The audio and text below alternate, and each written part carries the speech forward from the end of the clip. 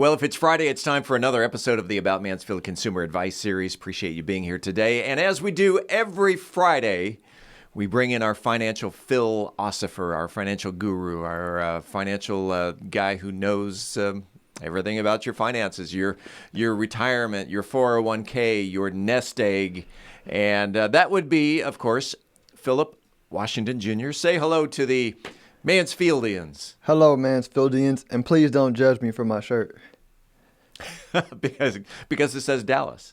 Yeah, because it says Dallas. Dallas is one of our favorite spots to hang out. But, I think we talked about earlier, when I moved to Dallas, this whole, East Coast, West Coast beef. Yeah. Like in rap and hip-hop, they used to have East Coast, West Coast beef. That's real in Dallas with this whole Tarrant County, Dallas kind of thing. I didn't understand it. I thought it was all love, but it's weird. It makes no sense to me. Of course, I'm not a native Texan, so I can go to Dallas just as easily as I can go to Fort Worth. Now, we talked about this off the air, that my attire can be a little different depending on which city I go to. I may put on my nice shoes and a nice dress coat or something if I go to Dallas. I may put on my cowboy boots if I go to Fort Worth, but I'm just as home in either city.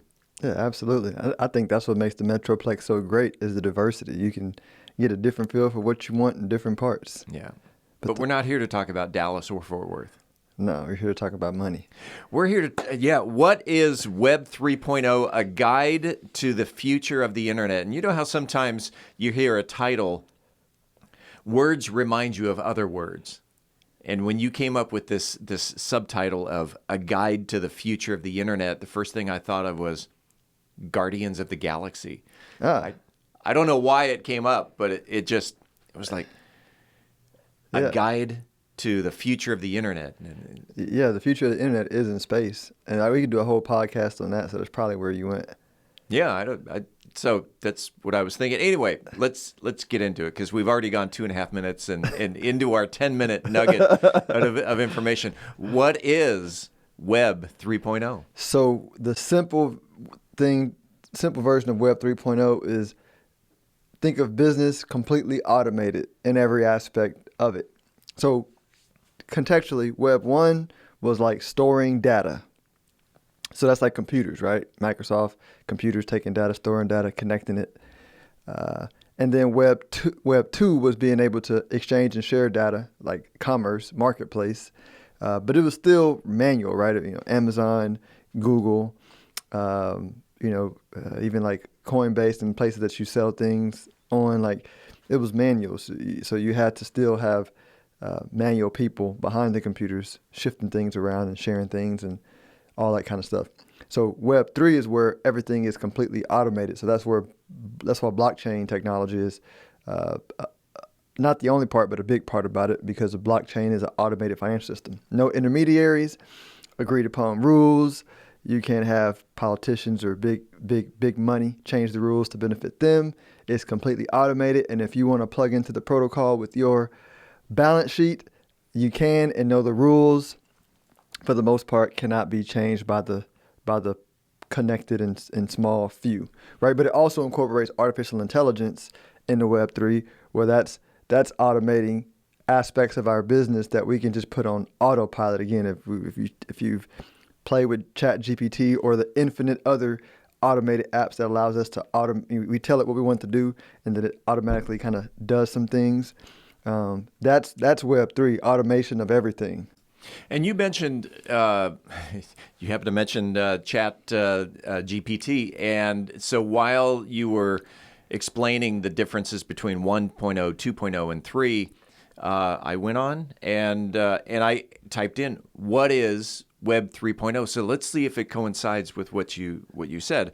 So the goal of Web 3.0 is to create a more intelligent, connected, user-centric web that empowers individuals and organizations to share information and collaborate more effectively. And I think AI plays a major part in that. 100%, because AI is connecting the intelligence of all to come up with faster solutions, right? I mean, it's like everything on the web mirrors everything physical, and everything physical mirrors everything invisible. Meaning, geniuses are people that are able to tap into a higher consciousness that governs the universe and apply that intelligence to solve problems, right? That's where genius comes from. It doesn't come from like looking at physical stuff and recreating it. It comes from somewhere else, inspiration. And so the artificial intelligence is mirroring that on the computer, where it's manually we would have to on our own collaborate and put things together. But AI, I'll use cars for example. Yeah. The reason why Tesla is so valuable and will become more valuable. So right now, humans, we operate and we drive, and so we drive based on our emotions and our attention, and that's kind of scary. But once you have, let's take humans completely out, and let's go a complete system where artificial intelligence is operating all the vehicles. Like the way it works is you don't have an AI just for your car, because your AI is plugged into the AI of all. So you no longer have to worry about if you go here, what's the car going to do? Because they simultaneously are saying, I go this way, you go that way, and it thinks and does it lightning speed, and it's way safer, right? Are there going to be accidents? Of course. Are there going to be way less accidents than if humans were driving? 100%. Because, right? Because computers think faster than humans. And they think in unity. Yeah. Right? An operation network, there's unity behind it versus like an individual, right? You know, we might make a good decision and the person behind us might not be in harmony with our decision, which means crash. Right. One guy decides to stop at a red light while the other guy behind him thinking I've got time to make this light, and that I've seen it happen. You had mentioned on your podcast, Wealth Building Made Simple, that how a business needs to evolve as the internet evolves from 1.0 to 2.0, now heading into 3.0. I wonder if maybe you can touch on that. Yep, and let me pick a specific business. So let's say you're a sales organization, and you're a sales organization where for some reason you were around in the 1920s where we didn't really have telephones. I don't know if we did now, but let's assume we didn't have telephones. And so you were like door-to-door knocking, right? And if you never evolved your business to pick up like the telephone or pick up like the internet or like drive cars, then you're probably out of business, right? And so, or you never use computers, right? So computers would be Web 1. Yeah. Right? You're probably out of business. But then if you said, okay, we're finally going to get a computer, but like we're ahead, like let's say you didn't go to Web 2 where you are now able to sell and transact over the internet, then you're still behind and you're creating resistance for your customers, which means you're going to lose customers to the least resistant organization. Now Web 3 is coming.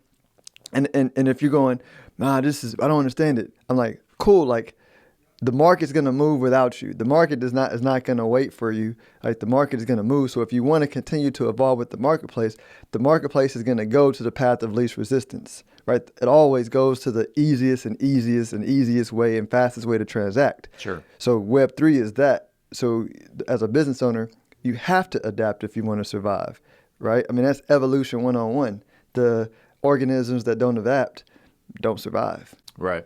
The first time I opened a business, I believe it was 1988. First thing I did was I bought a computer.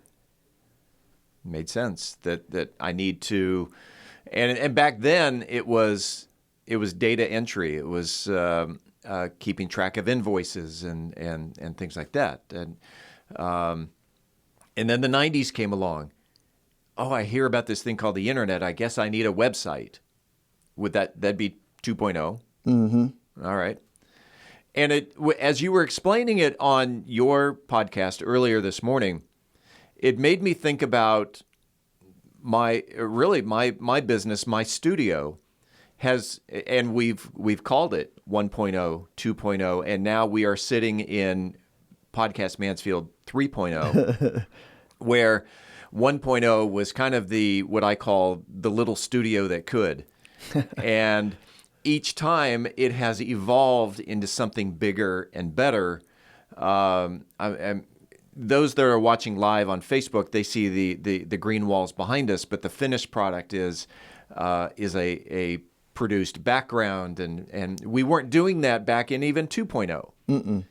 So the internet is evolving, or I guess I should change that. My studio is evolving as the internet is evolving, and so 3.0. Let's get this wrapped up nicely into a consumer package here of how does 2.0 transitioning to 3.0 affect the consumer out there?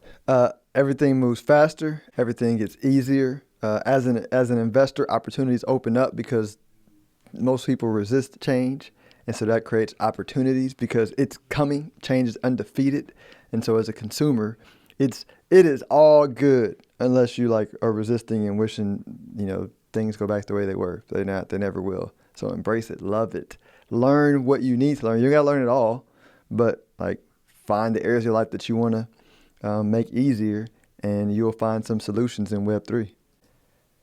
Embrace it, love it. Absolutely. So if someone wanted to reach out and embrace or find more love from Phillip Washington Jr., Hugs. How can they reach out to you? StonehillWealthManagement.com. That's StonehillWealthManagement.com. There you have it. Your coffee break is over. It's another 10-minute nugget of information, and that is Phillip Washington Jr., as we do every Friday morning right here on the About Mansfield Consumer Advice Series. Phillip, have a great weekend. I forgot to ask you about Mardi Gras, but next time. Next time. We'll see you next week. See you next week. Thanks.